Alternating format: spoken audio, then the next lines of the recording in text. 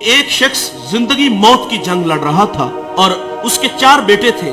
جو سب سے چھوٹا بیٹا تھا اس نے اپنے دوسرے 3 بھائیوں کو جمع کیا اور ایک عجیب سا فیصلہ ان لوگوں کے سامنے رکھا.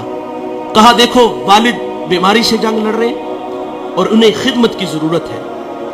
کہا فیصلہ یہ ہے کہ اگر باپ کی خدمت میں کروں تو وراثت سے مجھے حصہ نہیں ملے گا، اور اگر باپ کی خدمت تم کرو تو تمہیں وراثت سے حصہ نہیں ملے گا. تینوں نے نظریں ملائی. کہا باپ تمہارا، اور اس کی آرزو بھی یہی تھی کہ میں باپ کی خدمت کروں.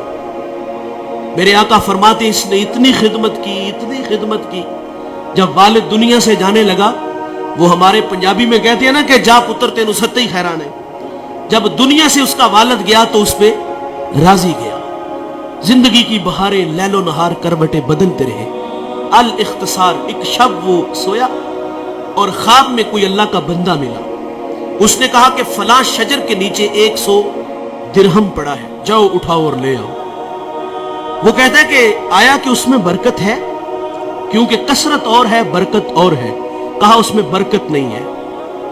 صبح اٹھ کے وہ خواب اپنی بیوی کو سنایا تو بیوی نے کہا گھر کے حالات آپ کے سامنے ہیں، ہمارے گھر میں فاقے ہیں تو جائیں اور جا کے اٹھا لیں. کہا نہیں جاؤں گا. وہ فرماتے میں دوسرے دن پھر سویا تو مجھے وہی بزرگ ملے. کہا بیٹے وہاں 10 درہم پڑے ہیں. کہا برکت ہے؟ کہا برکت نہیں ہے. تیسرے دن پھر ملے.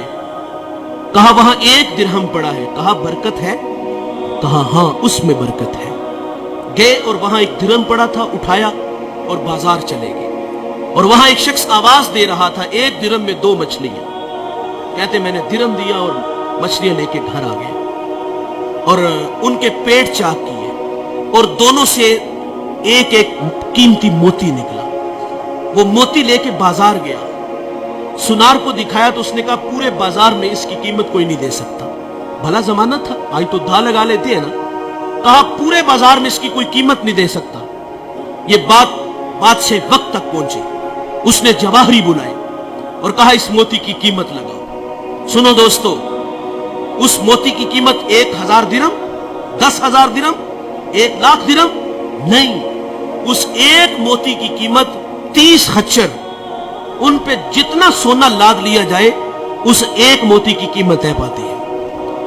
وہ گھر لے گیا. بادشاہ نے پھر طلب کیا تیرے پاس کوئی اور اس طرح کا موتی ہے؟ کہا ہاں ہے. کہا بیچتے ہو؟ کہا ہاں بیچتا ہوں. قیمت کیا لوگے؟ کہا اب ڈبل لوں گا. پہلے ریٹ تمہاری مرضی کا تھا، اب میری مرضی کا. کہا ڈبل لوں گا. اس نے پھر 60 خچر ان پہ سونا لاد کے اس کو دے دیا. اس شہر کا بادشاہ کے بعد سب سے امیر آدمی وہ بنا. کون؟ جس نے بوڑھے باپ کی خدمت کی. جس نے باپ کی خدمت کی وہ اس شہر کا امیر شخص بنا. اور دوستو دولت ہی سب کچھ نہیں، ماں باپ بہت بڑی دولت ہے. جب وراثت تقسیم ہوتی ہے نا تو بھائی کوئی کہتا ہے وہ کارنر والا پلاٹ میرا، فلاں فیکٹری تیری. جائیداد تقسیم ہوئی تو جو ہے وہ ایک دوسرے کو کہا تیری وہ اور میری وہ. اور جب بوڑھے ماں باپ کی باری آتی ہے تو اس وقت تماشا دیکھنے والا ہوتا ہے. وہاں ہر بیٹے کی آرزو یہ ہوتی ہے کہ یار یہ باپ دوسرے بھائی کے کھاتے میں چلا جائے نا تو میں تھوڑا سا آسودہ ہو جاؤں گا. اب کوئی کہتا ہے 1 مہینہ تم میرا ذرا نکالو نا، میرے تو بچے چھوٹے چھوٹے ہیں، میرے خرچے زیادہ ہیں. اور بچپن میں وہ 500 کی دہاڑی لگاتا تھا اور اس کے 5 بھائی تھے تم. اس نے ایسا تو نہیں کیا کہ تمہیں دارالامان میں چھوڑ آیا ہو. ایسا تو نہیں ہوا کہ کسی کے آگے تمہیں بیچ آیا ہو. وہ 8 سے 18 گھنٹے کام کرتا رہا ہمارے لیے. اور آج وراثت تقسیم ہوئی تو کہا باپ تیرا، ماں تیری، تیرا کچھ نہیں لگتا. وہ ہمارے لیے انہوں نے کتنی قربانیاں دی، کتنی محبتیں بانٹی. آج کی اس بزم میں میں اور آپ عزم کریں کہ آج کے بعد ہم ماں باپ کا دل نہیں دکھائیں گے. ماں باپ ناراض ہیں تو ابھی جا کے ان سے معذرت کر لیں. یقین جانے ایک لمحہ لگتا ہے. میں پچھلے دنوں توبہ ٹیک سنگھ ایک جگہ خطاب کرنے گیا تو وہ بچہ مجھے دلائل دینے لگا کہ والدین کی زیادتی ہے. بڑی عجیب سی باتیں کرنے لگا. لیکن میں نے اس کے دل کے دروازے پہ دستک دی. اللہ کا شکر ہے کہ وہاں جھٹکا لگا اور وہ مجھے کہتا وہ نہیں مانے گے. میں نے کہا جاؤ تو صحیح یار. وہ کہتے میں کل جاؤں گا. محض زندگی وفا کرے نہ کرے جاؤ یار. وہ 10 منٹ بعد واپس آیا. وہ کہتا ہے یار یہ تو کائنات ہی عجیب سی ہے. میں بس جا کے ہاتھ باندھ کے کھڑا ہوا ہوں اور مجھے میرے باپ نے مجھے سینے سے لگا لیا. یہ بڑے کمال کے لوگ ہیں، ایک بار ملیں گے دوبارہ نہیں ملیں گے۔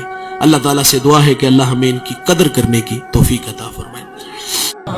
اس ویڈیو کو شیئر ضرور کریں، ہو سکتا ہے آپ کے ایک شیئر سے یہ بات کسی کے دل میں اتر جائے۔